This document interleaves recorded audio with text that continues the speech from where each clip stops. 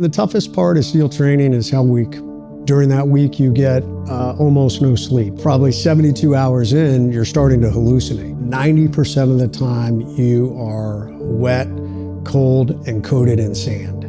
You're shivering all the time. So what starts to happen, your muscles are locking up from shivering. You literally become primal. It almost becomes like, I just have to survive this. Welcome back to the Mulligan Brothers podcast. Today's episode is with Navy SEAL Jason Redman. Today's podcast was powered by Huel. I am drinking their Black Edition at the moment. I'll tell you a little bit more about this later on in the video, but they're also offering a discount code. So if you go to the pinned top comment, you can get £10 or $15 off your first order, and it's available for 72 hours. And if the code has expired, there's also exclusive offers down below. Let's dive into this amazing video with Jason Redman. When you was 17, 18 that you got into sort of the training of the military, what was that experience like, your first time? Did you know what you was, coming to expect because of the family that you'd been around and stuff? Yeah, and I did a lot of, thankfully, as I got closer, I found books. I read things. I was very fortunate. The first training school I went to in the Navy was here in the Virginia Beach area.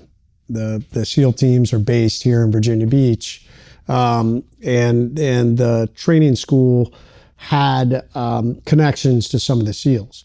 So some of the SEALs would come over and train us who were getting ready or wanted to go to SEAL training. And it was through the winter here in Virginia Beach. And they hammered us, which was good. And I loved it. I will admit, never once did I feel like, don't get me wrong, I didn't like the, cold, things like that, but I enjoyed the process. I enjoyed training. I knew it was going to be hard, and I knew it was preparing me for that. I then, when I left that training school, there was a delay in going to SEAL training, so I got assigned to the East Coast SEAL headquarters. So I got an additional exposure to the SEAL teams at 18 years old and getting exposed to this community. There were several of us that were there who were waiting to go to SEAL training. So they had training that we did, once again, reinforcing, it's the negative things in life. That's probably reinforced some of the ridiculous demons I carry. But I had a warrant officer, great dude, and he probably didn't intend anything like this, but he was like, "You're a skinny little runt." He's like, "You're never going to make it through training." He's like, "I want you to go down, and every day I want you to sit in the bay for 10 minutes. It's like the middle of winter, so the water temp's like, 38, 40 degrees. And I would do it every single day. I'd go sit in there. But funny, I think it probably created more of that perception, which just drove me even more to say, I'll prove you wrong. But all of that, I will say, mentally prepared me. Like, it was no shock to me. I think for a lot of guys that go out to training, for whatever reason, they're not prepared for the level of shock that training does to you. It is designed to be mentally, physically, and emotionally overwhelming. It's purposely designed to be that way. It's purposely designed to be unfair. And a lot of guys just cannot wrap their head around that. And they're really good. They tee it up slowly before day one of training starts. So in the in-doc phase for like a month, you're kind of learning what training is, and they kind of act like it's hard, and it is hard. But not like when day one hits, it's like they hit you with a sledgehammer. And man, there's a mass exodus of people that quit within the first couple of days, just right out the gates. And I think those are the people that haven't been able to wrap their heads around, like, this is going to be really hard. And so for me, that was no shock. I was like, okay, this is what we expected, so let's go. So I think that was good. I don't think there was ever... I don't feel like there was ever a time that I was like, oh my God, this is so much exponentially hard than I ever thought it was going to be. I knew it was going to be brutally cold, and it was going to be very hard. And I knew as long as I didn't quit, for the most part, I'd make it. Sorry for interrupting this video, but I want to say a massive shout out to our sponsors, Huel. As you guys know, I've been using these for the last 2 years. If you're anything like me, you're going to struggle at times to get protein in. You're going to struggle to get your vitamins and minerals. And that's why I choose Black Edition all the time.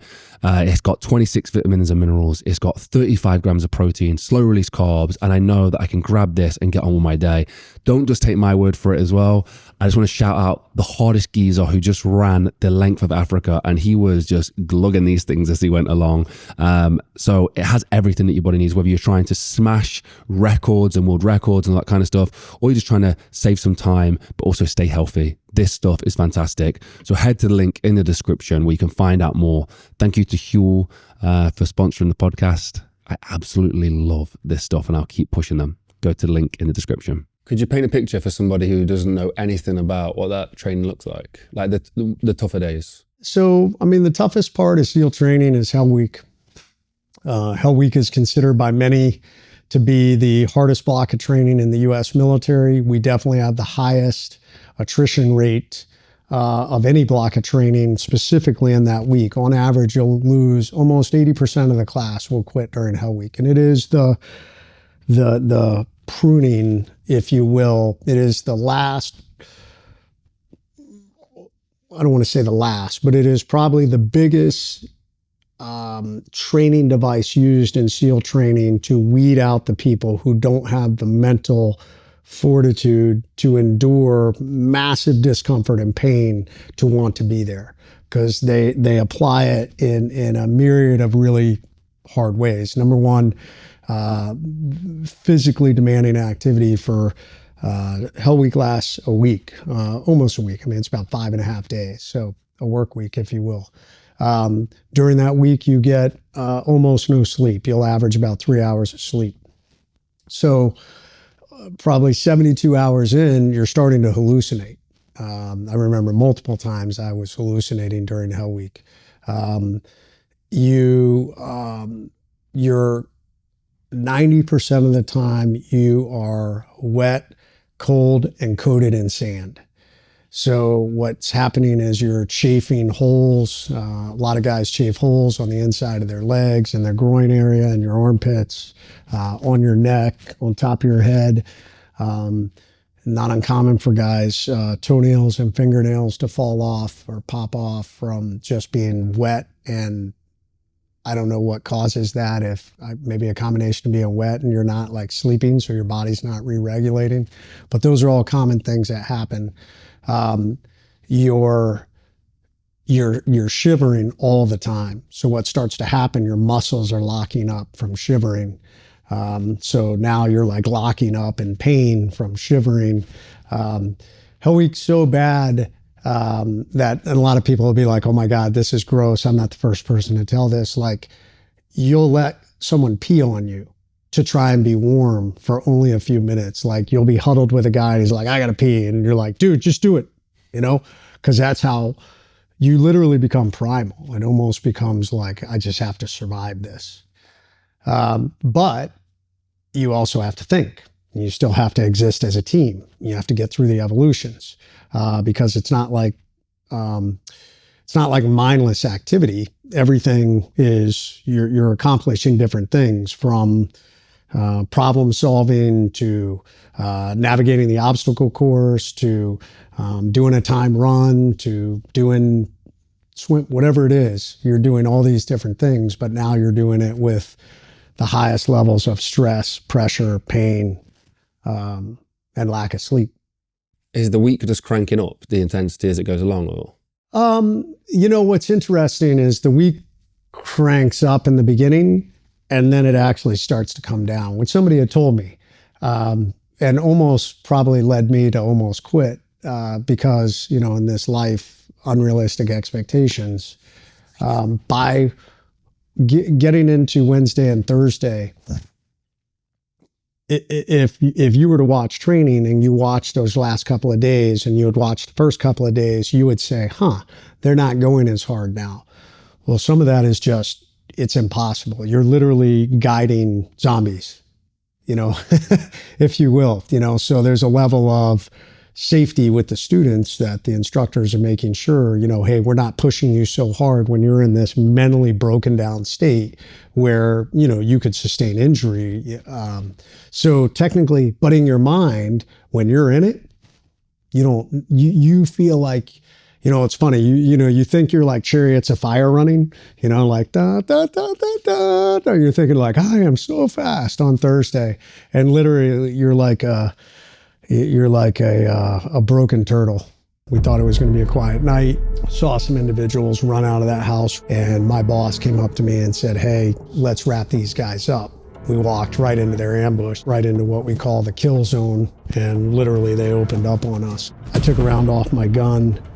I had my left night vision tube shot off. I thought my arm got shot off in the moment. The guys said they saw me stand up and turn and run to them when the round hit me from behind. It caught me right in front of the ear and traveled through. So they saw me fall in front of them and thought I was dead.